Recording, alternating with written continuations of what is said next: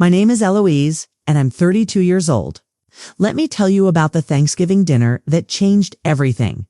Picture this. I'm standing in what everyone thinks is my mother-in-law's dining room, holding a turkey I spent 6 hours preparing. My hands are shaking. Not from the weight of the bird, but from what Catherine, my mother-in-law, just said to me in front of the entire family. You know, Eloise, I really don't understand what my son sees in you. You're just worthless. No career, no money, nothing to offer this family. It's 23 people. 23 pairs of eyes staring at me. Some shocked, some nodding in agreement. And my husband, Daniel. He just looked down at his plate. That was the moment I decided. They wanted to know my worth. Oh, they were about to find out. But let me back up a little. Let me tell you how I ended up here, in this beautiful dining room with crystal chandeliers and expensive china, feeling smaller than I'd ever felt in my entire life. I arrived at the house that morning with 3 dishes balanced in my arms. I'd made a homemade turkey, stuffing from scratch, using my grandmother's recipe, and a pumpkin pie that took me half the night to perfect. I wanted everything to be special. I wanted just once for Catherine to look at me with something other than disappointment in her eyes. When I walked through the door, Catherine barely glanced at me. "Oh, you're here," she said, like I was the mail carrier dropping off a package. "Put those in the kitchen." Try not to get in Marie's way. Marie was the cook she'd hired for the day. Even though I'd told her weeks ago that I wanted to cook for the family, I swallowed the hurt and headed to the kitchen. This was normal. This was just how Catherine was with me. Cold, distant, like I was something unpleasant she had to tolerate because her son had made a terrible mistake. Daniel's sisters, Margaret and Diane, were already in the living room with their husbands. They looked perfect, like they always did. Designer dresses, expensive jewelry, hairstyled like they'd just stepped out of a salon. Margaret saw me and smiled, but it wasn't a kind smile. It was the smile a cat gives a mouse before pouncing. "Eloise, how sweet of you to bring food," she said, her voice dripping with fake sweetness. "I'm sure it'll be nice." I forced myself to smile back. "I hope everyone enjoys it." The house was filled with Daniel's family. Aunts, uncles, cousins I'd only met once or twice. Everyone talking and laughing, drinking wine from expensive glasses. And there I was, in my simple dress from Target, feeling like an outsider at a party I was supposed to be part of. Dinner was called. We all gathered around the long mahogany table. Catherine sat at the head like a queen on her throne. Daniel sat beside her, and I was placed at the far end, sandwiched between Daniel's Uncle Roger, who barely spoke, and a cousin whose name I couldn't remember. The food was served. My turkey was placed in front of Catherine, and I watched as she carved it, accepting compliments from everyone about how wonderful everything looked. Not once did she mention that I'd made it. Not once. I told myself it didn't matter. I told myself to just get through the dinner, smile, and keep the peace. That's what I always did. That's what Daniel always asked me to do. But then came the moment that shattered everything. Catherine stood up, tapping her wine glass with a fork. Everyone went quiet. "I want to say a few words," she announced, her voice carrying across the table. "I'm so grateful to have my family here today. To see my children thriving, doing so well in their lives." She looked at Margaret and smiled. Margaret, with her law practice, making me so proud. Then at Daniel's brother James. James, with his successful investment firm. Her eyes landed on me, and something dark flickered across her face. And then there's Daniel, my youngest, my sweet boy who always had such potential. The way she said it made my stomach drop. "You know, Eloise," she said, turning to face me directly, "I really don't understand what my son sees in you. You're just worthless. No career, no money, nothing to offer this family. You've been married 3 years, and what have you contributed? Nothing." The room went silent. Completely, utterly silent. I felt my face burning. My throat closed up. I couldn't breathe. I looked at Daniel, waiting for him to say something. Anything. Defend me. Tell his mother she was wrong. Stand up for his wife. But he just sat there, staring at his plate like it was the most interesting thing in the world. That's when something inside me broke. And then in the next heartbeat, something else inside me woke up. I stood slowly, still holding my composure, and excused myself to the kitchen. My legs felt like jelly, but I walked with my head high in the kitchen, alone. I pressed my hands against the counter and took deep breaths. I could hear the uncomfortable chatter resuming in the dining room. Someone laughed nervously, and that's when I saw it. Sitting on the counter, half hidden under some mail. The property tax bill. Addressed to me. For this house, I picked it up and stared at it, and slowly a smile spread across my face. Oh, Catherine, you have no idea what you've just done. I stood in that kitchen, holding the property tax bill with trembling fingers, and suddenly I wasn't in Catherine's house anymore. I was back 4 years ago in a tiny coffee shop on Maple Street, wearing a green apron and wiping down tables. That's where I met Daniel. He came in every Tuesday and Thursday, always ordering the same thing. Black coffee, no sugar, and a blueberry muffin. He had kind eyes and a gentle smile, and he actually looked at me like I mattered. Not like the other customers who barely noticed I was human. One rainy Thursday, he asked me out. Just like that. Simple and sweet. Would you like to have dinner with me sometime? I said yes. How could I not? He made me feel seen. We fell in love fast. Too fast, maybe. He told me about his family, about growing up with money and expectations, but he said he wanted something different. Something real. He said I was real. The most real thing in his life. I believed him. 6 months later, he proposed. I was so happy I cried for an hour straight. But then came the day I met Catherine. I'll never forget walking into their old family home. Daniel's hand in mine, my heart full of hope. Catherine opened the door, looked me up and down like she was inspecting a piece of damaged furniture, and said, "Well, Daniel certainly didn't marry up, did he?" She said it with a smile, like it was a joke, but her eyes were ice cold. Daniel laughed it off. "Mom, don't be like that." But she was like that every single time. When we got engaged, she asked if I'd signed a prenuptial agreement. When we got married, she seated my family in the back of the church. When we moved into our first apartment, she asked Daniel why he was settling for such a small place, when he could afford better. What she didn't know was that Daniel couldn't afford better. His business was struggling. He'd invested everything into a startup that was barely surviving. We were living on my savings. It's the money I'd carefully put aside from working 2 jobs while studying interior design, but I never told anyone. Daniel asked me not to. He was embarrassed, humiliated that he couldn't provide the way his family expected. So I protected him. I gave up my apartment, my dreams of starting my own design business, and I supported him quietly. Then my grandmother died. Nana Rose, the only person who ever made me feel truly valuable. She raised me after my parents passed away when I was 8. She taught me to be strong, to stand tall, to never let anyone make me feel small. When her lawyer called me into his office, I couldn't stop crying. I missed her so much, it physically hurt. "She left you everything, Eloise," he said gently, pushing papers across the desk. The savings, the stocks, the investments. She was a very smart woman, very careful with money. I stared at the numbers. It was more money than I'd ever imagined. More than enough to change our lives. And there was something else. A property. A beautiful house that had just come on the market, being sold by a family friend of Nana's. The house where I was now standing. The house where Catherine had just called me worthless. I bought it quietly using Nana's inheritance. I set it up through a property management company, just like my grandmother had taught me. Never let anyone know what you have until you're sure they love you for who you are. Not what you own, she used to say. I offered it to Catherine and Daniel's father, Robert, when they mentioned downsizing from their old estate. I told them through the property company that it was a special rental arrangement, incredibly low cost.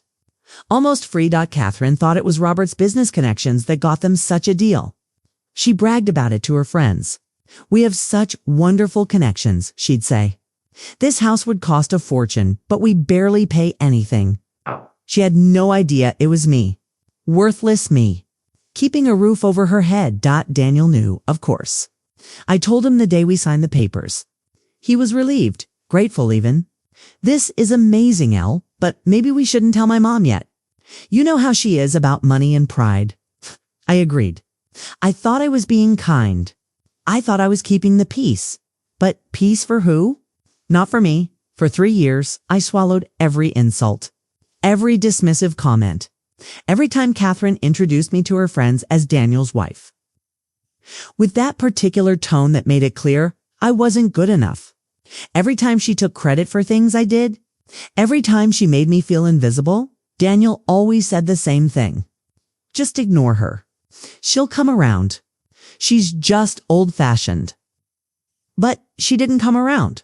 She got worse, and now, standing in my kitchen in my house, holding proof of everything I'd been hiding, I realized something. I'd been protecting the wrong person. I'd been trying so hard to make Catherine accept me that I'd forgotten the most important thing Nana Rose ever taught me. You can't earn respect from someone who's determined not to give it. And more than that, I realized Daniel had been protecting himself, not me. He stayed silent at that table because speaking up would have cost him something. His mother's approval, his family's comfort, their picture-perfect image. My humiliation was a price he was willing to pay for his own peace. I set the tax bill down carefully and pulled out my phone. I scrolled to Rebecca's number. Rebecca Chen, the sharp, no-nonsense lawyer who'd helped me set up the property arrangements. The one person besides Daniel who knew the truth. My finger hovered over her name in the dining room. I could hear them talking again. Catherine's voice rose above the others. Well, that was uncomfortable. Some people just can't handle honest feedback. Someone laughed. It sounded like Margaret. I pressed call. Rebecca, I said when she answered, my voice surprisingly steady. It's time. I need to make some changes to the property arrangement. What kind of changes? She asked. I took a deep breath. The kind that remind people exactly who they're dealing with. Rebecca stayed on the phone with me for 20 minutes while I stood in that kitchen, my back against the counter, my heart hammering so hard I thought everyone in the dining room could hear it. Are you absolutely sure about this, Eloise? She asked, her voice gentle but firm. Once we start this process, there's no going back. Feelings will be hurt. Relationships will change. I looked down at my hands.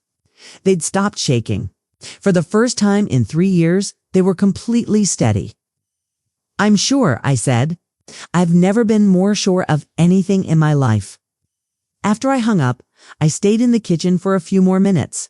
I needed to compose myself before going back out there. I stared at the marble countertops, the custom cabinets, the large window overlooking the garden. Every detail of this house I'd chosen. Every decision I'd made 2 years ago.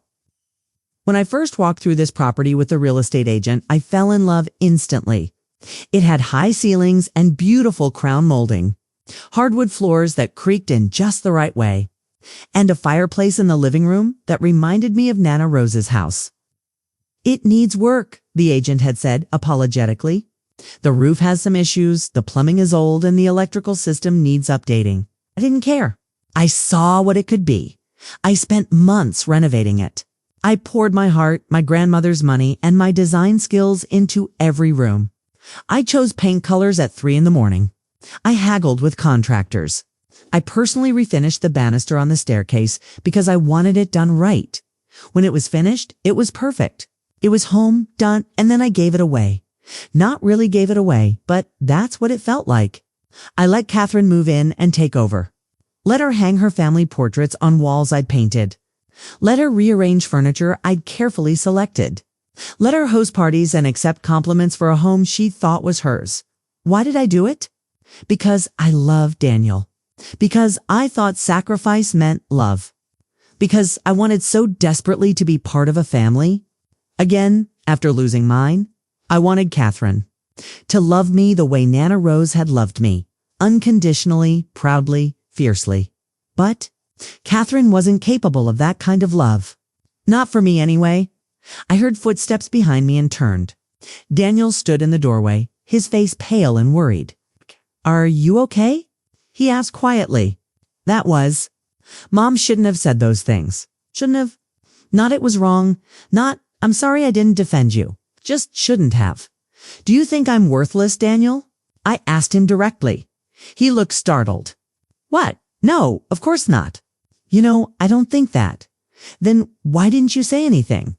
My voice cracked despite my best efforts to keep it steady. 23 people heard your mother call me worthless, and you sat there like a statue. You didn't say a single word.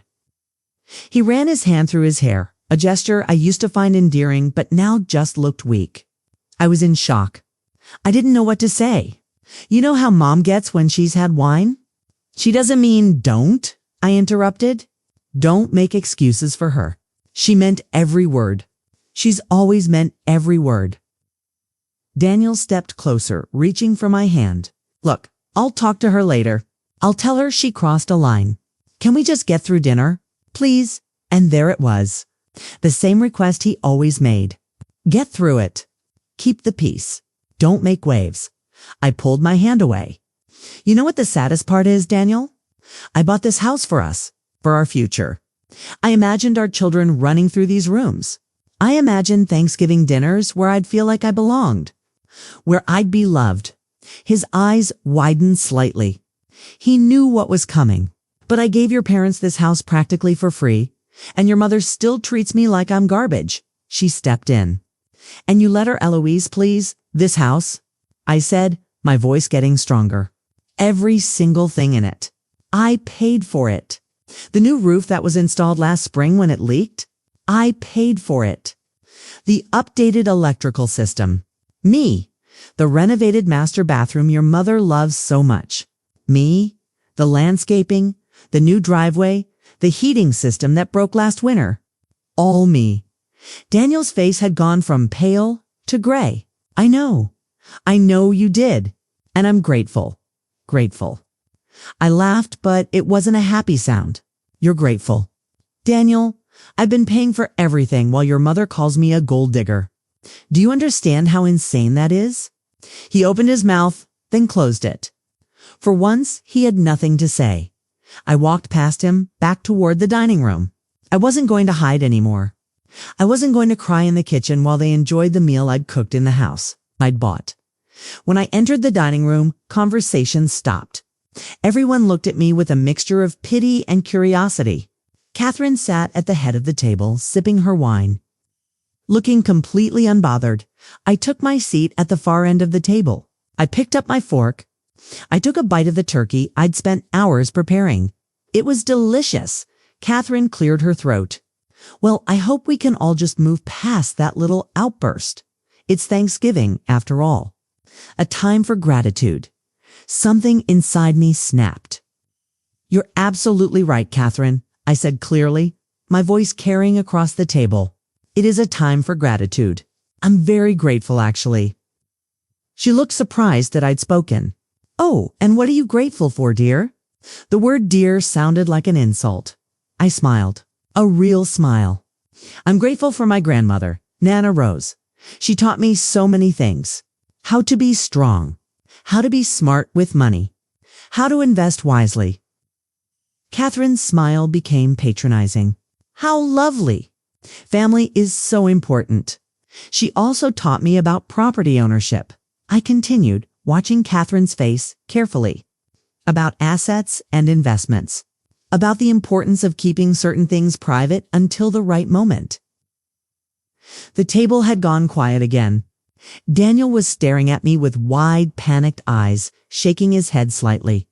I ignored him. In fact, I said, she left me quite a bit when she passed. Enough to buy, say, a beautiful house. Maybe even this one. Catherine's smile faltered. Just slightly. I'm sure that's very nice for you, dear. It is nice, I agreed. Especially because I did buy this house. 2 years ago? This house you're sitting in, Catherine, it's mine. The silence that followed was deafening. You could have heard a pin drop. 23 people frozen like statues, forks halfway to mouths. Wine glasses suspended in air. Catherine's face went through about 5 different expressions in 3 seconds. Confusion, disbelief, anger, fear, and finally, that fake laugh she used when she was trying to regain control. "That's absurd," she said, waving her hand dismissively. "Robert, tell her that's absurd." Daniel's father, Robert, looked at me with something I'd never seen in his eyes before. "Uncertainty. Eloise, what are you talking about?" I didn't answer. Not yet. Instead, I stood up, walked calmly to the kitchen, and retrieved the property tax bill. When I came back, I placed it in front of Catherine. "Read it," I said simply. She stared at the paper like it was a snake. Her hands shook as she picked it up. I watched her eyes scan the document, saw the exact moment reality hit her. "This can't be right," she whispered. "Robert handled all the arrangements for this house. The rental agreement, there is no rental agreement," I said quietly. "There's a property management company that I hired to handle the paperwork. You've been living here rent-free for 2 years. As my guests." Margaret grabbed the paper from her mother's hands. Her perfectly made-up face went pale as she read. "Mom, it's real. The property tax bill is addressed to Eloise Montgomery. It's Eloise Harper now," Catherine said sharply, grasping at straws. She took Daniel's name. "Actually," I said, "I kept my name. Montgomery. I never changed it." That was another thing Catherine had criticized me for. What kind of wife doesn't take her husband's name? She'd said at our wedding reception, loud enough for others to hear. Daniel finally spoke. "Mom, it's true. Eloise owns the house. I've known since the beginning." Every head swiveled toward him. Catherine's voice went dangerously low. "You knew? You knew and you didn't tell me." "Eloise wanted to help," Daniel said weakly. "You and Dad needed a place, and we had the means to provide it. I said sharply. "There was no we, Daniel. I provided it. With my inheritance, my money, my decision." Diane, Catherine's sister, spoke up. "Well, this is certainly interesting, but surely you're not suggesting. I mean, you wouldn't actually kick them out." I finished for her. "No, not today. But I did want everyone here to know the truth, since Catherine seems so concerned about who contributes what to this family." I sat back down and took a sip of my water. My hands were shaking again, but this time it was from adrenaline, not fear. The rest of dinner was excruciating. People tried to make small talk, but it fell flat. Catherine didn't say another word. She just stared at her plate. Her jaw clenched so tight I thought her teeth might crack. After dessert, which no one really ate, people started making excuses to leave. Early morning tomorrow. Long drive. Kids need to get to bed. The usual dot. Margaret cornered me in the hallway as I was collecting coats. "That was cruel," she hissed. "Humiliating our mother like that on Thanksgiving." I looked at her calmly. "Tell me, Margaret, when your mother called me worthless in front of everyone, was that cruel? When she spent 3 years treating me like I'm beneath her, was that humiliating?" Margaret's mouth opened and closed. "That's different. She's just protective of Daniel." "No," I said. "She's controlling and mean. And you all enable her because it's easier than standing up to her." By 9 o'clock, everyone was gone, except Catherine, Robert, Daniel, and me. We sat in the living room, the silence thick and uncomfortable. Catherine finally spoke. "How long were you planning this little revelation?" "I wasn't planning anything," I said honestly. "I never intended to tell you at all. I was content to let you live here, to keep the peace, to keep being the quiet, worthless daughter-in-law you thought I was." "Then why tell us now?" Robert asked. He looked genuinely confused, maybe even hurt. "Because I realized something today," I said, my voice breaking slightly. "I've spent 3 years trying to earn your respect, your acceptance, your love. I've made myself smaller and quieter. I've swallowed insults and smiled through humiliation. And for what? So Catherine could call me worthless in front of the entire family." Tears started rolling down my cheeks, but I didn't wipe them away. "I'm done. I'm done pretending that if I just try hard enough, you'll see me as worthy." I'm done sacrificing my dignity for your comfort. Catherine stood abruptly. Well, I think we should go, Robert. Clearly, we're not wanted here. You're wanted, I said quietly. You've always been wanted. That's the tragedy. I wanted you here. I wanted to be your family. But wanting isn't enough when respect only goes one direction. They left without another word. Daniel and I sat in silence for a long time after they'd gone. Finally, he spoke. What happens now, Elle?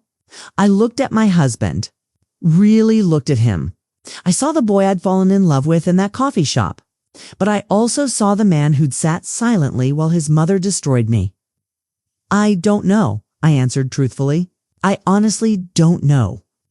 That night, I lay in bed staring at the ceiling. Daniel was in the guest room. We'd barely spoken after his parents left. I thought about Nana Rose, about what she would say. She were here, and then I knew exactly what I had to do the next morning. I called Rebecca again. I need you to draw up an official notice, I said. 30 days for Catherine and Robert to vacate the property. Eloise, are you? I'm sure, I said firmly. And Rebecca. I want to deliver it myself. At Christmas dinner. The weeks between Thanksgiving and Christmas were the longest of my life. Daniel moved into the guest room permanently. We circled each other like strangers in our own home, speaking only when necessary. He'd tried to talk to me a few times, tried to apologize, but the words felt hollow, empty, too late. I should have defended you, he said one night, standing in the kitchen doorway while I made tea. I know that now. I was wrong. It didn't turn around. You weren't wrong, Daniel. You made a choice. You chose your comfort over my dignity. That's not a mistake. That's a decision. He didn't know what to say to that. Catherine called twice. I didn't answer. She left voicemails that started out angry and gradually shifted to confused. Eloise, we need to discuss this situation like adults. You're being childish. Call me back. I deleted them. Rebecca sent over the eviction notice in early December. I held the envelope in my hands, feeling its weight. This wasn't just paper. This was the end of something. Maybe the end of everything. You've until January 31st, I read aloud to myself in my empty living room. 30 days from the date of this notice. I didn't want to mail it. I wanted to hand it to Catherine myself. I wanted her to see my face when I did it. I wanted her to understand, finally, that I wasn't worthless. I wasn't invisible. I wasn't nothing. Christmas Eve came cold and gray. Snow had started falling that morning, covering everything in a blanket of white that should have felt magical, but just felt heavy. Daniel asked if we were still hosting Christmas dinner. Of course we were. I'd sent the invitations weeks ago. Before Thanksgiving, before everything fell apart. Are you really going to do this? He asked as I prepared the ham. On Christmas? Yes, I said simply. It'll destroy my family. I finally looked at him. Really looked at him. Your family has been destroying me for 3 years, Daniel. Piece by piece. And you watched it happen. His eyes filled with tears. I love you, Elle. I know I haven't shown it, but I do. Love isn't just a feeling, I said softly. It's action. It's standing up. It's protection. It's choosing your partner even when it's hard, especially when it's hard. He left the kitchen without another word. By 6 o'clock, they started arriving. Margaret and her husband first, then Diane with her family. Robert and Catherine came last, walking in like they owned the place. The irony wasn't lost on me. Catherine barely looked at me. She'd brought her own dessert, which felt like a statement. Since we can't rely on the hostess, she said loudly to Margaret. I smiled and took their coats. Dinner was quiet, tense. People made awkward small talk about weather and work and anything except what everyone was really. Thinking about Dot after the meal, I stood and cleared my throat. My hands were shaking, but I'd hidden the envelope in my cardigan pocket. And just touching it gave me strength. Before we have dessert, I said, my voice surprisingly steady, I have something I need to share. Catherine rolled her eyes. Oh, here we go again. I pulled out the envelope and walked to where she sat at the table. My table in my house. "This is for you and Robert," I said, holding it out. She didn't take it. "What is it?" "Open it," I said quietly. Robert took it instead, his hands gentle as he tore open the envelope. I watched his face as he read. Watched the color drain from his cheeks. "Eloise," he said softly, "please. Let's talk about this." "What is it?" Catherine demanded, grabbing the paper from his hands. I watched her read it. Watched her face go from confusion to shock to pure rage. "An eviction notice." She breathed. "You're evicting us." "From our own home." "From my home," I corrected gently. "And yes, you have until January 31st. The room exploded. Margaret jumped up. "You can't do this. Not at Christmas." "What kind of monster are you?" Diane was crying. "How could you be so cruel?" "They're elderly." Catherine just stared at me, her eyes blazing with hatred. "You planned this. From the beginning. You wormed your way into this family, bought this house, and now you're destroying us." "No," I said, my voice shaking but clear. "I love this family. I gave everything to be part of it. But you made sure I knew every single day that I wasn't good enough, that I didn't belong, that I was worthless." I turned to Daniel, who sat frozen in his chair. "And you let her?" "Every time. You chose her over me." Catherine stood up, her chair scraping loudly against the floor. "This is what I get for letting my son marry trash. Robert, we're leaving." "Actually," I said quietly, "you're all leaving. All of you who live here. This is my home now. Just mine." Robert looked at me with something that might have been respect. Or maybe just sadness. "We'll be out by the end of January," he said quietly. "You have my word." Catherine turned to Daniel one last time. "Are you going to let her do this to your family? To your mother?" And finally, Daniel stood up. My heart jumped. "Maybe he would, Mom," he said slowly. "You called my wife worthless. In her own house. A house she's let you live in for free for 2 years. A house she bought with her own money, her own inheritance." Catherine's face went red. "I'm your mother, and she's my wife," Daniel said. "Or she was. I don't know anymore." He looked at me, and I saw everything in his eyes. Regret, shame, love, loss. "I'm sorry," he whispered. "I'm so sorry. But sorry couldn't fix this. Sorry couldn't give me back the 3 years I'd lost trying to be enough for people who would never value me." I turned and walked out of the dining room, leaving them all behind. They left. All of them. One by one, they walked out of my house into the snowy Christmas night, leaving behind half-eaten plates and shattered illusions. Daniel was the last one in the doorway. He stood there with his coat on, car keys in his hand, looking back at me like he was memorizing my face. "Where will you go?" I asked quietly. "My parents' hotel. Just for tonight. Then I'll figure something out." He paused. "Elle, can we talk?" "Really talk? Maybe after the holidays, when everything settles down?"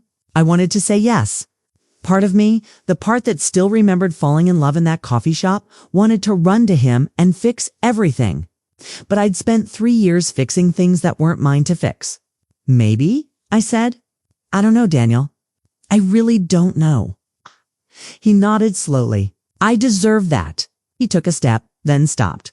"For what it's worth, I'm proud of you. I should have said that at Thanksgiving. I should have said it every day. You're the strongest person I know." Then he left, and I was alone in my beautiful house, surrounded by dirty dishes and the wreckage of a family that was never really mine. I didn't cry. Not right away. Instead, I walked through each room, turning off lights, blowing out candles. I stood in the living room where Catherine had sat like a queen. And I felt nothing but relief. The next morning, Christmas Day, I woke up to 17 missed calls. Most from Daniel. 3 from Margaret. 1 from a number I didn't recognize. I ignored them all and made myself coffee in the kitchen where this had all started. I sat at the counter and watched the snow fall outside. And for the first time in years, I felt peace. The eviction process was simple. Rebecca handled everything professionally. Catherine and Robert found a condo across town. They moved out on January 15th, 2 weeks early. Catherine never spoke to me again. She had movers come while I was out, so we wouldn't have to face each other, but she left something behind. On the kitchen counter, I found a note in her handwriting. Just one line. I hope you're satisfied. I read it twice, then threw it away. Because no, Catherine, I wasn't satisfied. I was free. There's a difference. Daniel and I tried counseling. We went to 6 sessions with Dr. Patricia Morrison, a kind woman with gray hair and patient eyes. We talked about trust and boundaries and what love really means. In the 4th session, Daniel cried. Really cried? I watched my father do the same thing to my mother for 30 years, he said. Stay silent to keep the peace. I thought that was what marriage looked like. I didn't know I was doing it to you. But you felt it, didn't you? I asked him gently. You felt me getting smaller. You felt the way your mother treated me. You knew it was wrong. He nodded, tears streaming down his face. I knew, and I did nothing. I'm so ashamed. Dr. Morrison asked me what I wanted. Did I want to save the marriage? I looked at Daniel, at this man I'd loved so completely, and I realized something. I didn't know who I was with him anymore. I'd spent so long trying to be enough for his family that I'd forgotten how to just be myself. I need time, I told him. Alone, to figure out who Eloise is when she's not trying to prove her worth to anyone. We separated in February, not divorced, just separated. Daniel moved into an apartment downtown. We agreed to revisit things in 6 months. Maybe we'd find our way back to each other. Maybe we wouldn't.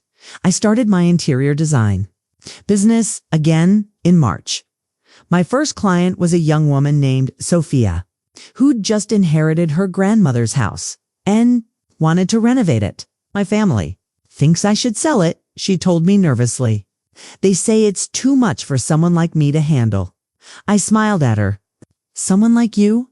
You know, young, single, no real career yet.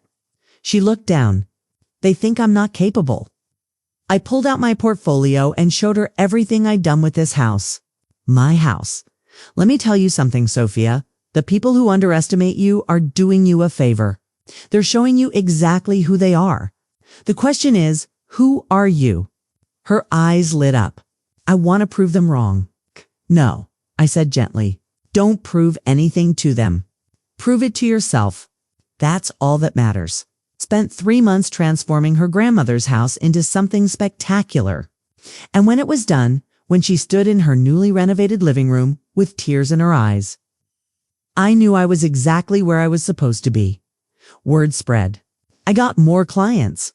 People who wanted someone who understood that a house isn't just walls and paint. It's dignity. It's self-worth. It's home. Last week, I got a letter in the mail. Not from Catherine. From Robert. Dear Eloise, it read, I owe you an apology I can never fully express. I watched my wife diminish you, and I said nothing. I thought keeping peace was the same as being kind. I was wrong. You showed more grace and strength than any of us deserved. I hope someday you can forgive me. I hope someday my son becomes the man you needed him to be. You were never the problem. We were. Respectfully, Robert. I read it 3 times. Then I wrote back, just 2 sentences.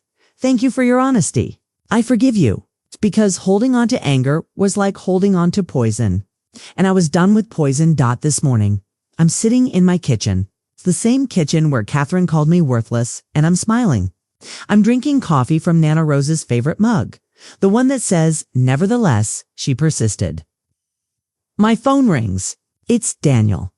We talk sometimes now, carefully, honestly. How are you? He asks. I'm good, I say. And I mean it. Really good. Glad, he says softly. You deserve to be happy, Elle, with or without me. We'll see what happens. Maybe we'll find our way back. Maybe this separation becomes permanent. But either way, I'll be okay, because I finally learned what Nana Rose tried to teach me all along.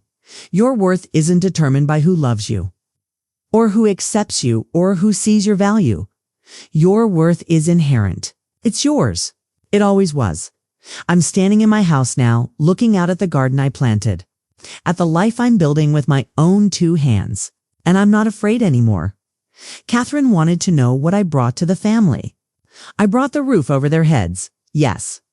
But more than that, I brought dignity, strength, grace under pressure, and the courage to finally stand up and say, no more. Sometimes the sweetest revenge isn't about hurting the people who hurt you. It's about becoming so completely, authentically yourself that their opinions simply stop. Mattering. My name is Eloise Montgomery.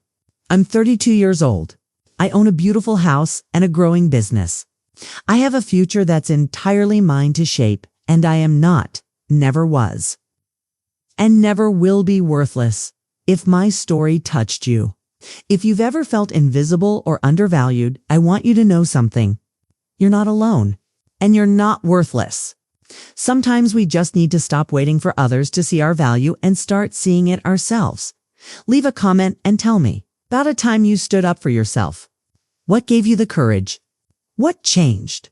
And if you haven't found that courage yet, that's okay too. Sometimes it takes time.